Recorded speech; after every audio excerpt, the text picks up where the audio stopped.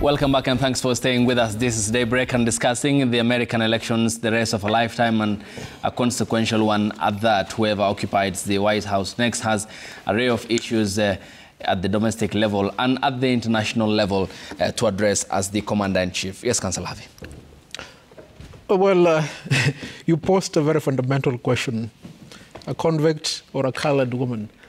And you wondered why Donald Trump seems to excite voters.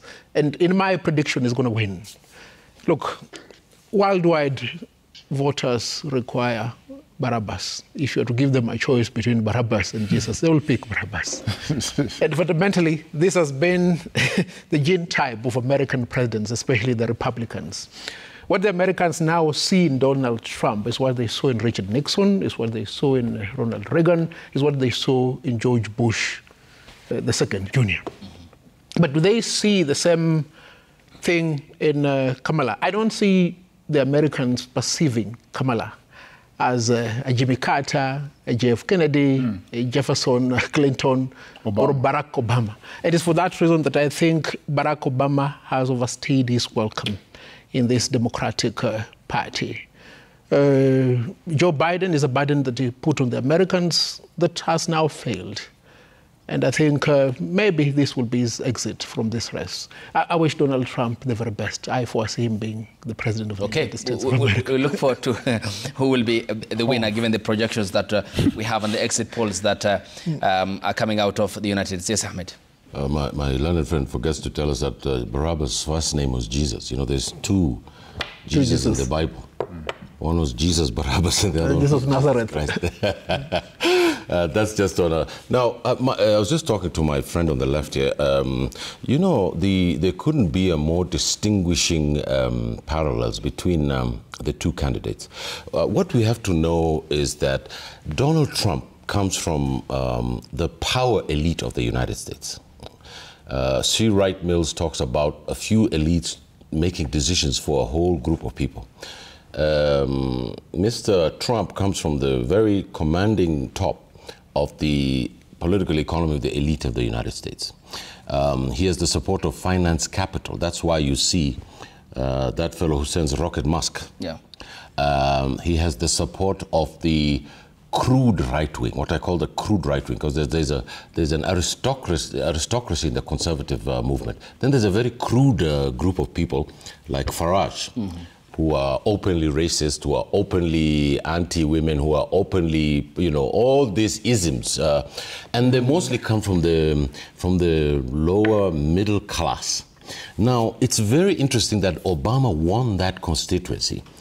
When I heard that he won Mississippi and Alabama, the two of us have gone to school in the United States, all of us here, I was shocked, because as a black person, if you drive through any of those states, you don't stop at a cafeteria. You make sure you eat properly or you have food in the truck. Because you could stop at a small mama and papa store and some of those rednecks would just say, who the hell is this fellow? I mean, there's deeply structural differences in views, world views, and in skill color, and if I can put it bluntly, racism.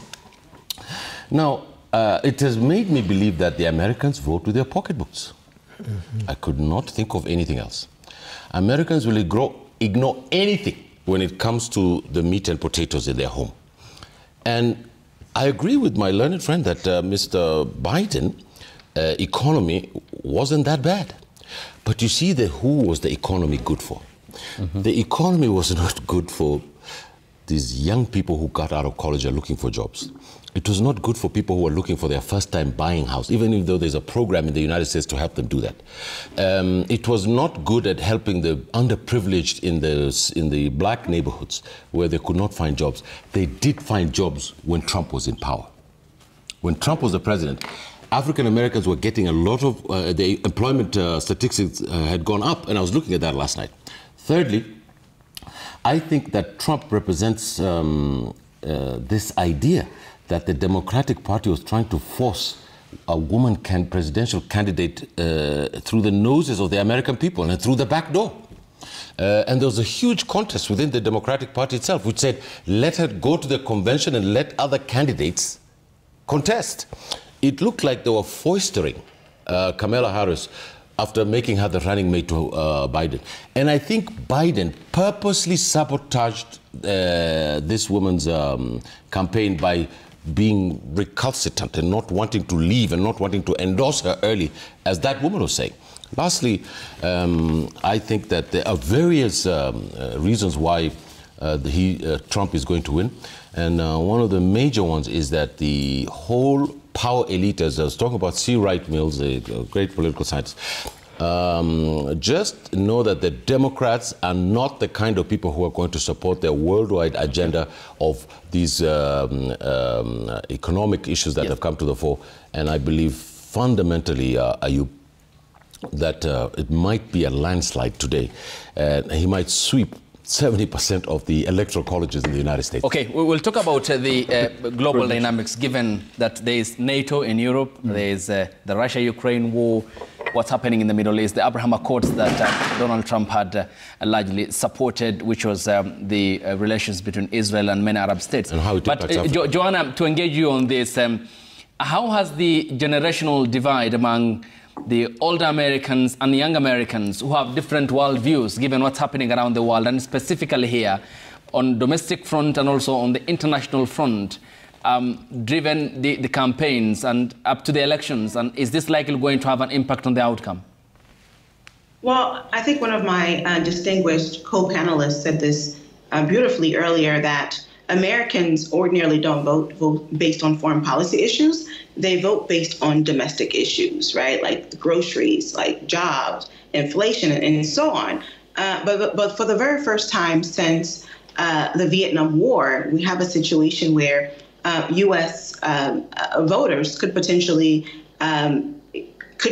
vote based on what U.S. foreign policy towards Israel as relates to Gaza, which would have a disastrous impact on Vice President Harris. But look, the reality is that under a Trump presidency, I think that Trump is certainly an he's a non-interventionist, right? He's certainly he's a protectionist as well. So under a Trump presidency, what you will see that he would probably withdraw from a lot of these multilateral agreements that we have with partners. We saw that under his first presidency, he withdrew from the climate Paris Accord, and he also withdrew from the World Health Organization. And I can see that there will be more of a trend when it comes to that under a second Trump presidency, because the people here in this country, they don't understand the connection between the United States' position as a superpower, right, and taking care of domestic issues. When it comes to, for example, the issue around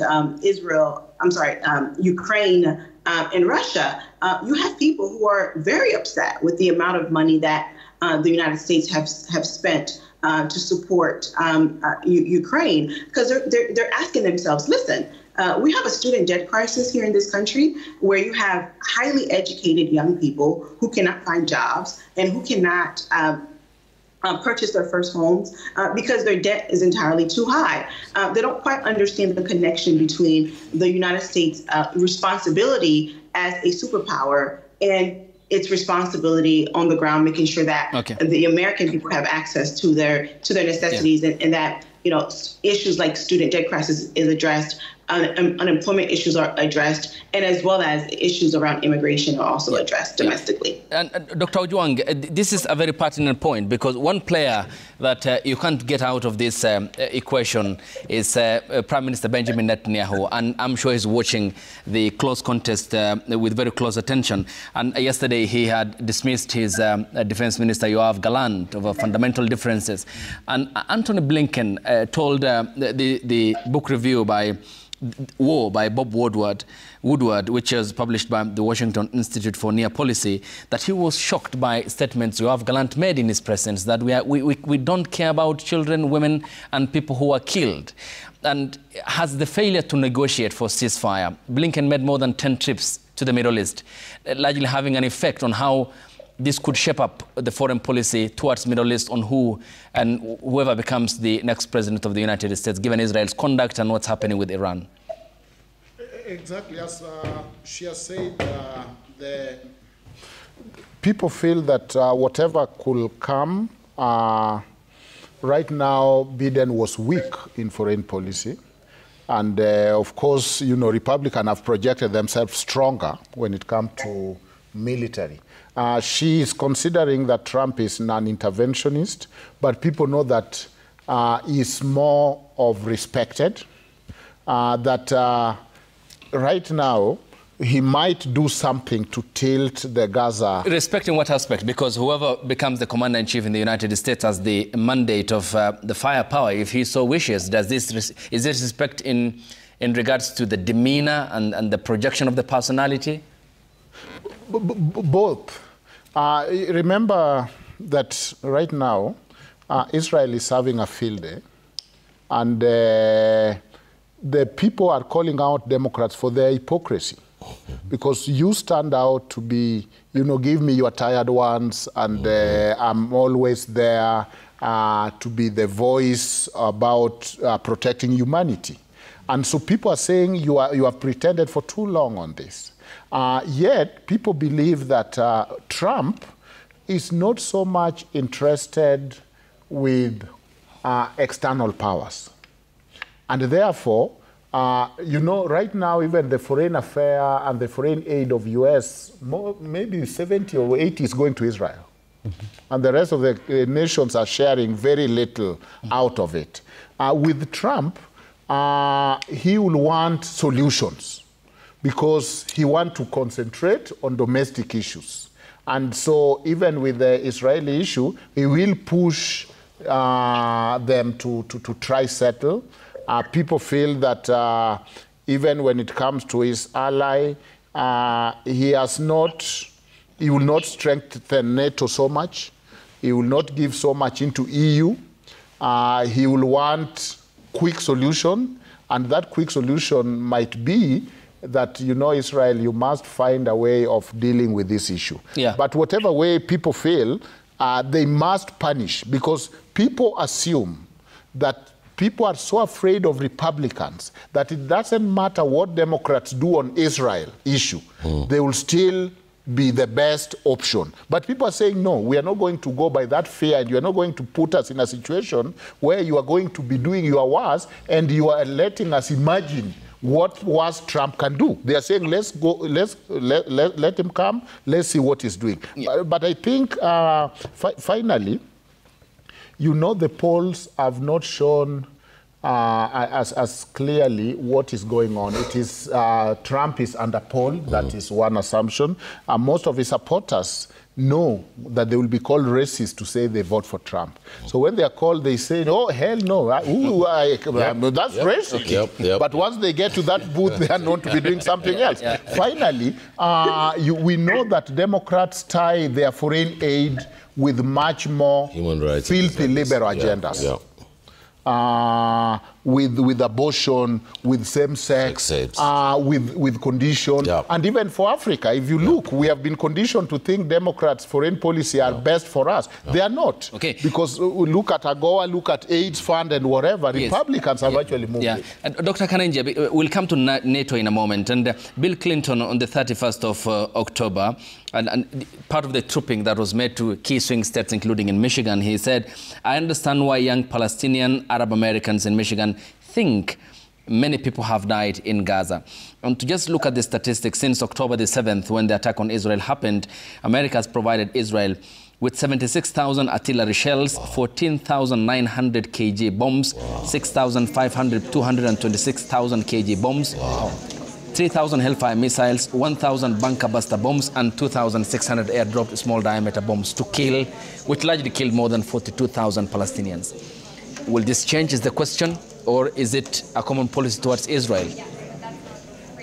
I think one thing that is important for us to understand is for Democrats or liberals who may later not be voting or be voting for Donald Trump, they look at what has happened in Gaza so far. And they're like, what worse can possibly happen? Yeah. Gaza is 26 by 7 miles. It's half the size of Nairobi. There have been more bombs dropped on Gaza than the total number of bombs are dropped on London, Dresden, and Hamburg. And Hiroshima. Yes. In 6 years of the Second World War, there is no place in the history of war or the world that has been bombed so severely like Gaza today. So what worse can happen? And so they look at that and they say, perhaps the deal maker, Donald Trump, may be a better candidate because this is a person that we believed in, the party we believe in has betrayed us. Number two, it is true, you know, the US is still the biggest world superpower and is still going to play a very important role going forward, and the world understands that. Now, one of the questions among some people, both libertarians, conservatives, and some increasingly some Democrats and liberals, is what is the end game in Ukraine? Tens and hundreds of billions of dollars, of course, are being sent there for war. There doesn't seem to be any plan on actually how you're going to manage that. You see, the causes of the war can be debated, you know, who is wrong and who is right. However, there doesn't seem, and a lot of conservatives especially, as well as a lot of liberals, they are worried that we are getting, and again, ourselves into an endless war. And so you have a number of factors conspiring. Now, to speak particularly to Clinton, it's not just about Palestinian Americans. Now, that this is a place that I think Democrats are messed up. Missing. There are a lot of people on the left. Those people you're seeing on college campuses, they were not just Palestinians. They were Jewish. A lot of Jewish students. You understand? They committed suicide. Traditionally, at least during the Obama administration, almost 7 out of every 10 Jews actually voted for the Democratic Party. You see, so it's not crazy to start imagining that actually you have a lot of these same people again revolting against the Democratic Party. And so if Democrats lose again today, it's not because Donald Trump has won. It's because they planted the seeds of self-destruction and they have lost. Council Harvey, then let's talk about institutions here, because largely this is the institutions established largely define democracies and their stability therefore matters. Considering what happened on January the 6th, 2021, when the insurrection happened on U.S. Capitol, there are fears of violence and concerns over divisive politics that may have an impact on the American society. Is the American democracy stretching to the extent of its institutions being tested here? Remember Donald Trump calling the Georgia Secretary of State to add him some 11,780 votes. I mean, this is a tradition that is synonymous with other parts of the world, not in the biggest, the oldest democracy, because the biggest is India. They have more than 900 million voters. I mean, are we looking at the shifting of the democratic tide in the world? Good question. I think the American democracy will endure. There is a considerable merit in Donald Trump's claim that his election victory was stolen in favor of Joe Biden. And if anything is to go by, he's proving it day by day. And if at all he will end up being president again, as is quite manifest, I highly doubt the American institutions will deteriorate. Of course, we saw what happened. The American legislature, the American judiciary was put to test. But because of a fundamental point that the Republicans and Donald Trump by himself wanted to prove. If you had to ask myself, he has proven that he can still make America great. Again. Yes, I want to blow my own horn. I predicted Trump is going to win. It looks like Wisconsin, as my learned friend on the left is showing me, it's going towards Trump. And I think that the great professor at the School of that is Reuters, which also had this. Reuters is also reporting Wisconsin is going to Trump. This is a revolution, and I think that there's a man called John Mearsheimer, who's a professor in Chicago. He's probably one of the most astute political scientists writing today. And I was reading something about. I was reading a chapter in his book last night. Donald Trump is not a warmonger. The Democratic Party is a warmongering political party now. I am a social democrat. I'm a social democrat. So is my friend, I can say, on the left. And we feel, because of the international situation that the country is, that the world is in now, that Donald Trump is best placed to try and stop the world sliding into a third world war. Because that's where we're heading. If you see what is happening as Africans, you know, we as Africans, we know if there's some people really sensitive to what's called apartheid, it's us. When apartheid walks there, the way it talks, the way it moves, the way it tells stories, we know there is the Boer, because they were here. They were here in Ngong, where I was born. They were in Johannesburg. And we know that that's a settler apartheid system there. And the whole world has seen the moral rise, as a global rise of moral outrageousness about the human condition in history today. And I think that, I'm not saying that Donald Trump is going to solve everything. But what we are all saying, I believe, is that the Democrats have failed to solve anything. And I think the American public, which has seen that the economy is not going to grow the way they want it to grow, and factions of the American public that are voting on international relations have decided that the Democrats are not going to fix the world, as it were, and that is a reaction to how really dumb the American campaign has been. I've been shocked by people like Obama talking down to African American males on Twitter, saying, where do you get the gall to vote for Donald Trump? See, this kind of, it's a tautology, you know what is a tautology, trying to tell someone what to do. And there was a huge reaction to what he was saying. And as my colleagues have said, that the issues that the Democrats are supposed to talk about the mainstream politics, about the coalition of the Democrats, about growing the economy for small business, for people of color, for women, the issues that have always brought Franklin Delano Roosevelt into power, the issues that brought Obama to power, the issues that brought Clinton to power. All those issues Kamala Harris did not talk about. She seemed like a person who's just, I'm a better option than Trump. And I put it to you, Ayub, in American politics, that is a no-no. Okay. And Joanna, then yesterday the Capitol in the United States of America ring-fenced because of security fears over what happened the last time before the inauguration in 2021. And largely we have seen also the attorney in the state of Pennsylvania who also talked about the need for normalcy and sobriety and warning those who may cause mayhem. Is it concerning that the fears of post-election violence is rife in the United States? You know, it is a concern, as you noted.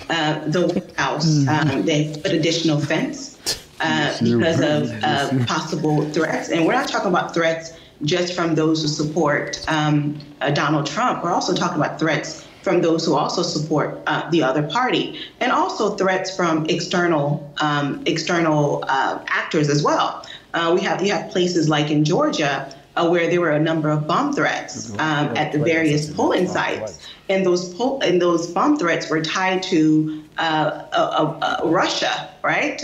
So there's a great need to be concerned about potential violence. And look, people in America have been very, very passionate this election cycle. And one of my co-panelists talked about how, you know, there are folks who said they weren't going to vote for VP Harris, but yet when it came down to actually voting, they voted the other way because there's been this great stigma here in this country that if you choose Donald Trump, you must be racist. And the reality is that people vote for Mr. Trump for different reasons. You have educated people, you have uneducated people, you have college graduates, you have all sorts of people who are voting for Trump, just like there are all sorts of people who are voting for Donald, for Vice President Harris. And remember back in 2016, Hillary Clinton called the supporters of Donald Trump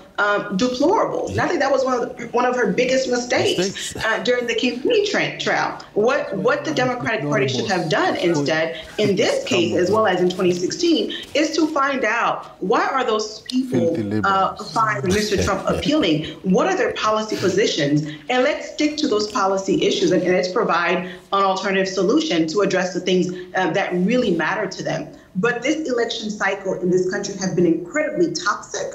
I mean, you have celebrities who initially endorsed Trump, but they were bullied into voting for the other candidate. And you have, and it's both ways, both on the conservative side as well as on the Democratic side. But I do hope that moving forward, that the American people will unite and we will work together to address one of the most critical issues that are impacting this nation. Yeah, and Dr. Ojwang, Joanna, still on you before I come to your classmate here. Given the same sentiment similar to that or equivalent was made by President Biden about the garbage comment he talked about, notwithstanding how that was largely received or rather not well received in the Republican quarters, is that likely going to have an impact, as you have said, with regards to what Clinton said in 2016?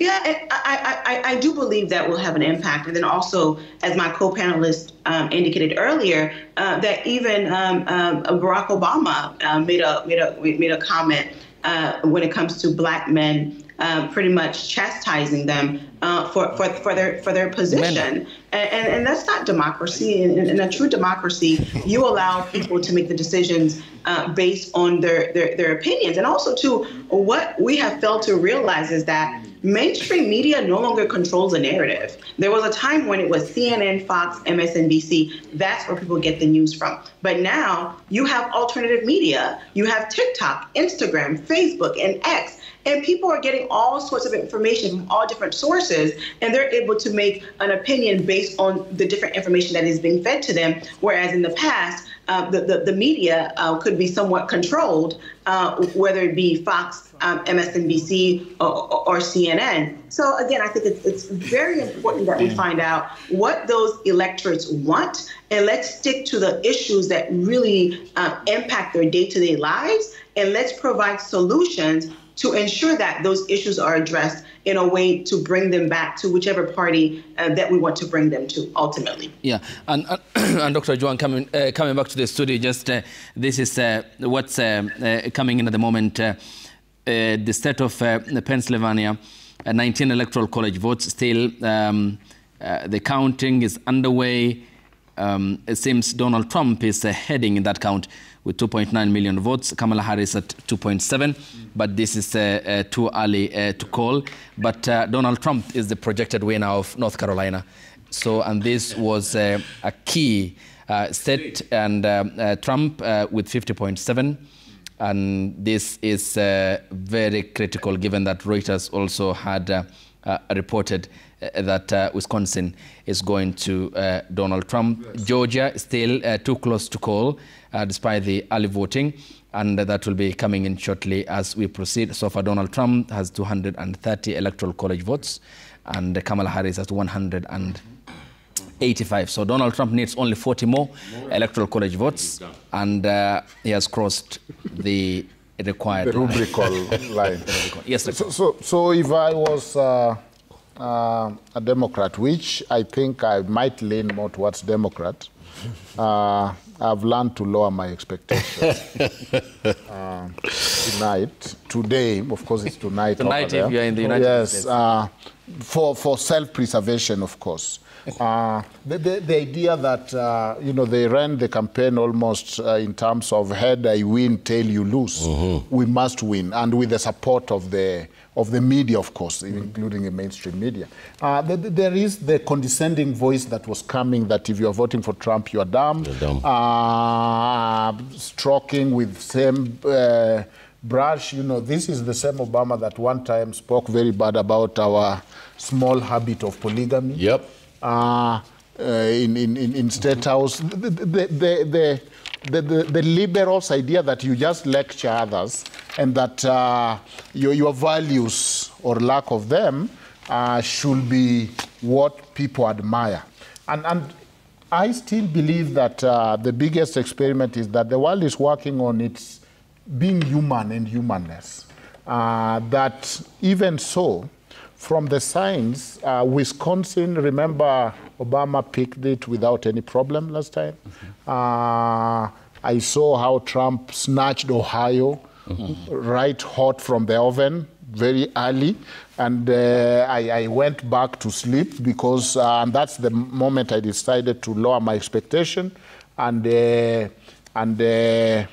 read my Dodge, sing my Luo Dodge in terms of this is not a good night for Democrats. And it appears so. I think that however much we want to disagree, American voters look at the personality. You remember Trump, they tried to assassinate, they twice attempt to assassinate him.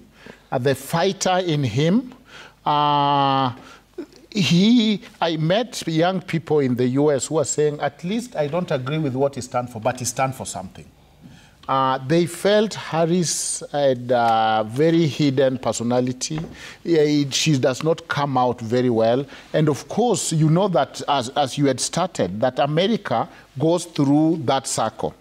We are tired of politicians. We want somebody who is like from the street, who says it as it is, who is not polished, who is not well manicured like lobbyists. Right now, they are almost rebelling. And that's what Azan was saying, that it is more of running, Democrats losing than Trump winning. Because they feel like, you know what, the politicians know the right thing to say. They put the right words. They will talk of lipstick on a pig. But at the end of the day, the action speaks louder.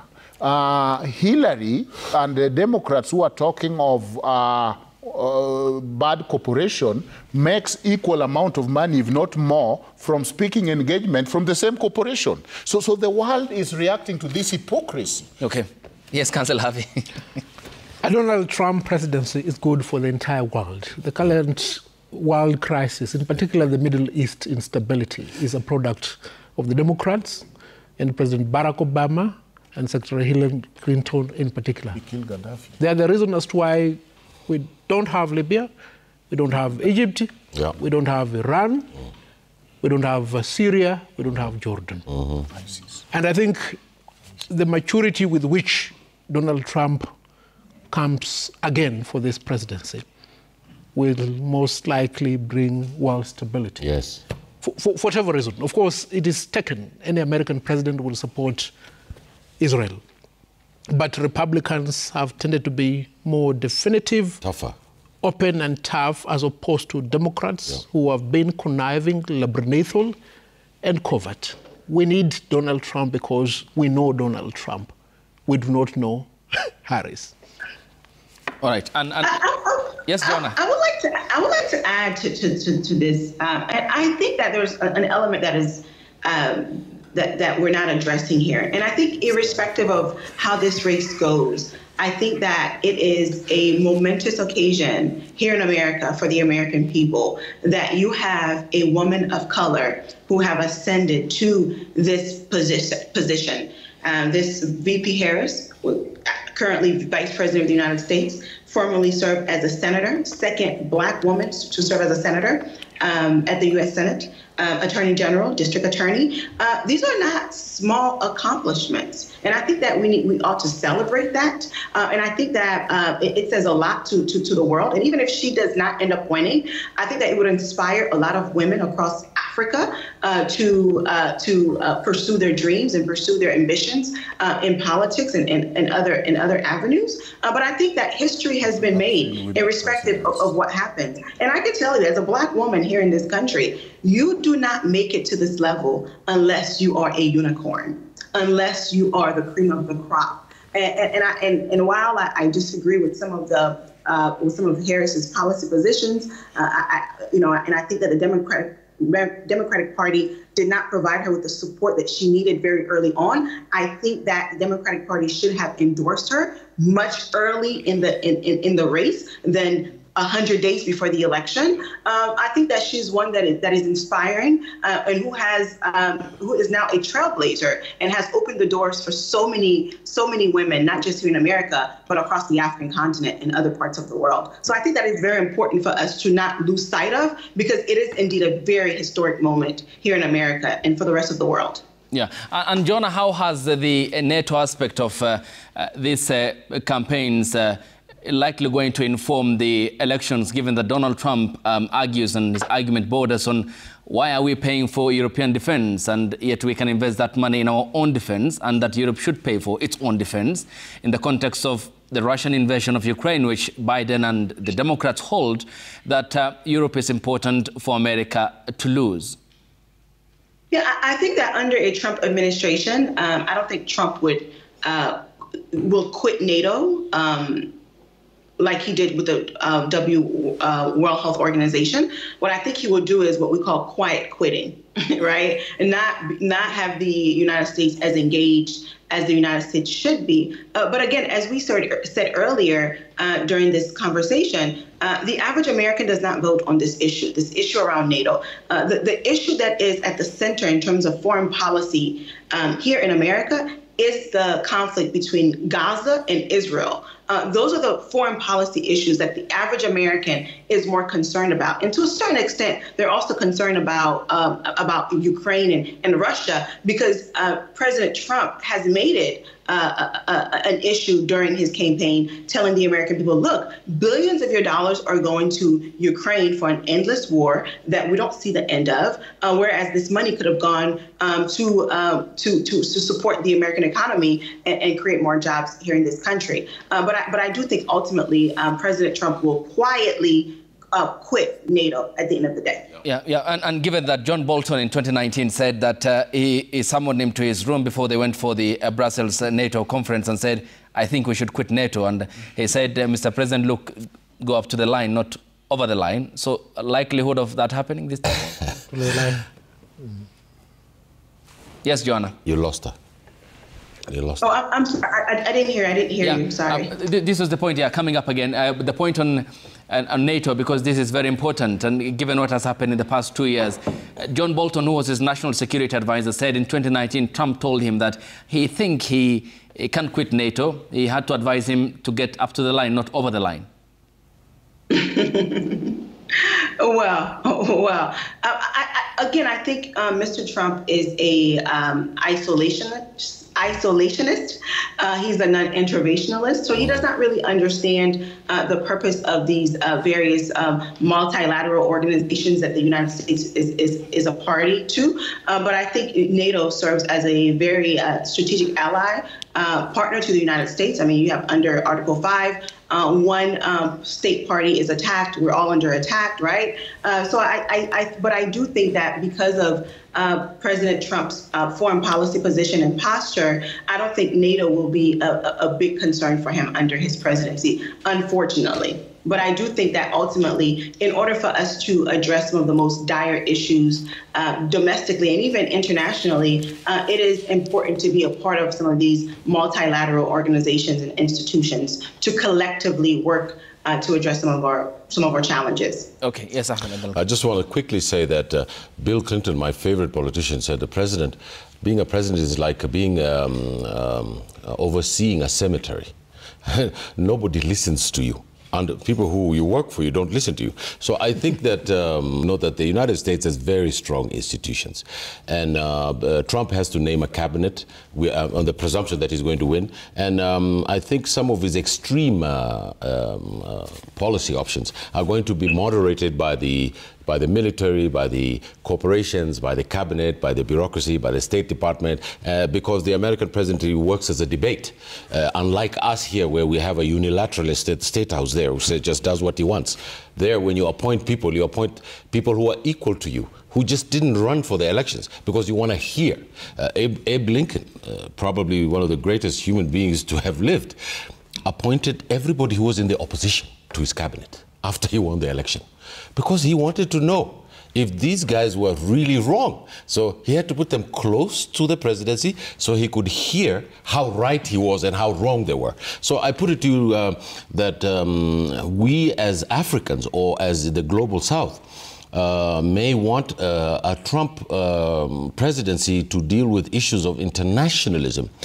But I can tell you for ethnic minorities, for women, for groups that progressive global citizens from the South who live in the U.S., Mr. Trump is not going to be good for race relations. He's not going to be good for religious relations. He's not going to be good for civil liberties. He's not going to be good for a lot of things. But a lot of people have chosen this concept of a lesser evil and say, look, there's a big problem in the world. There's this guy who's had the capacity to solve it. Let's give him the vote. Yes, Dr. Kanenje. Yeah, there's a results with, I think North Carolina just, been called. Yes. But I didn't have much hope in North Carolina. Anyway, the last time Democrats won it was by 0.3% in 2008. Yeah. Mm-hmm. I think, and so the blue wall, Michigan, Wisconsin, and Pennsylvania, if Democrats lose any of that state without either picking up Georgia or Arizona, it will be over by the end of the day today. And I do agree with my colleagues. It's not because a lot of people will be voting for Donald Trump, but a lot of people may be staying away from voting for the Democratic Party, or they'll be voting against the Democratic Party if they end up winning. And hopefully that becomes a lesson, because the trend demographically was supposed to be blue future. In the United States. But unfortunately, that has not exactly happened. And as Hashi has mentioned, there are a number of things, even on the Democratic front, that the U.S. supports, as well as other more liberal, aspects, including the climate agenda, which may actually suffer as a result. Yes. However, I think there is a protest vote that we're witnessing in the United States. And at the end of the day, if it succeeds, then that is the way it's going to be. But at least they're going to say, Trump is the devil they know. Than the angel who's unpredictable. Well said. Yes, Councillor Lavey. I agree entirely, and I have nothing useful to add. we prefer the devil we know. It also appears that the Republicans might also claim Congress and Senate.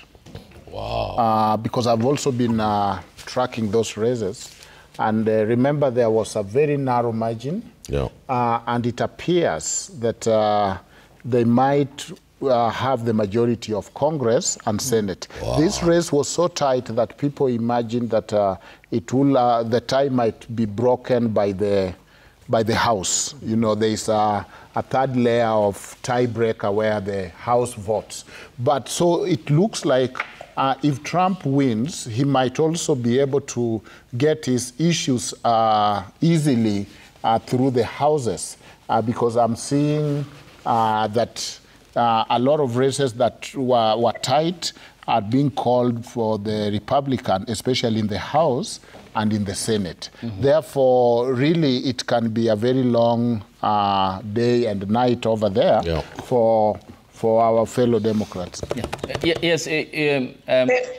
Please. What I think my co-panelist is talking about is, in the event that neither candidates get to the 270, there's provision under the United States Constitution, in particular the 12th Amendment, where the House of Representatives would then decide who the next president of the United States would be. And currently, the leadership of the House of Representatives is Republican under the leadership of Mike Johnson.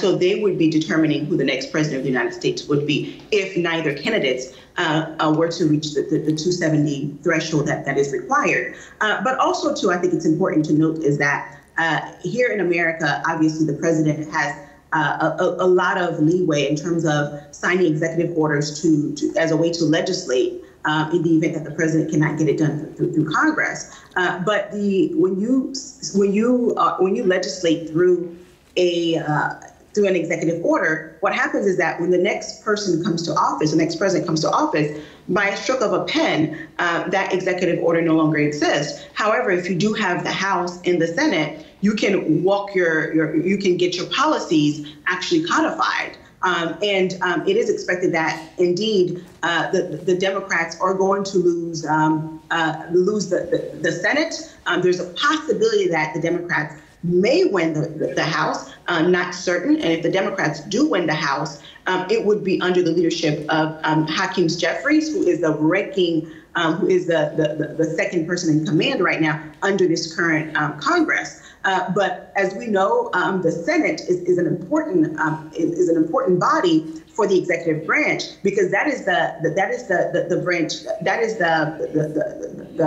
it is the Senate that is responsible for the confirmation of judges, the confirmation of ambassadors, the confirmation of high-level officials within the cabinet members and other officials within within the administration. And we know that Mr. Trump, under his previous term, he was able to appoint at least 2 to 3 different judges, conservative judges, which essentially changed the American Supreme Court and will have lasting impact. And if Trump were to get elected again, he would have the opportunity to appoint at least 2 additional judges. And we have federal judges, that is, at the Supreme Court. And we also have to keep in mind that Mr. Trump can only serve 1 term if he is elected. So that means J.D. Vance is going to be positioned to be the next face of the Republican Party. And he's young. He's only 38 years old. And that's going to be the new face of the Republican Party, which is going to be much more vibrant. So you will look at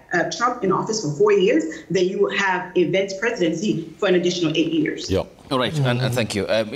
30 seconds. Quickly, I think Trump is a phenomenon. I don't think it's going to set the standard, I disagree with her, that the next president will also be Republican. I think that the Democrats are going to regroup and they're going to win the next election, probably. But right now, the phenomenon of Trump is just tearing across the land. Last point, electoral colleges are there to stop demagogues. The electoral colleges are part of the system of the American Constitution, where if someone even wins by a landslide, the electoral college can say no.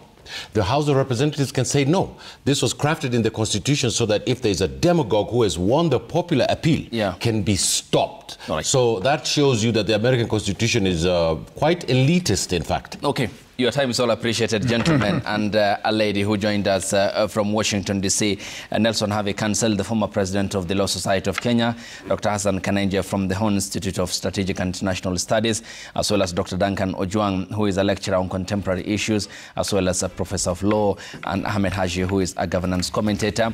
Joanna LeBlanc, who joined us from Washington, D.C., is an adjunct professor at Howard University, and she's also an expert on the U.S. foreign policy. And at the moment, we are getting the numbers, the 270, which is the required number to win, Donald Trump at 230 and Kamala Harris at 189. And he just won with Wisconsin, which has pushed him to that number. He requires 40 more in order to cross that much needed number. We have 2 watch parties that are happening concurrently in the West Palm Beach in Florida, the state of Florida, where Donald Trump is at the moment. And among those who are in his company include Nigel Farage from the United Kingdom, and as well as Elon Musk, who has been leading his campaigns on X. He is the owner, and Kamala Harris, who is in Washington with her friends and colleagues for the watch party as the results streaming. It's 10 minutes past midnight. And Joanna, thanks so much from Washington for your time and being with us here on the broadcast. And thanks to you 2 gentlemen for you here. It's good morning, and thanks for waking up with us here on the broadcast as well and sending in your contributions. We'll see you some other time here on the broadcast. Till then, good morning.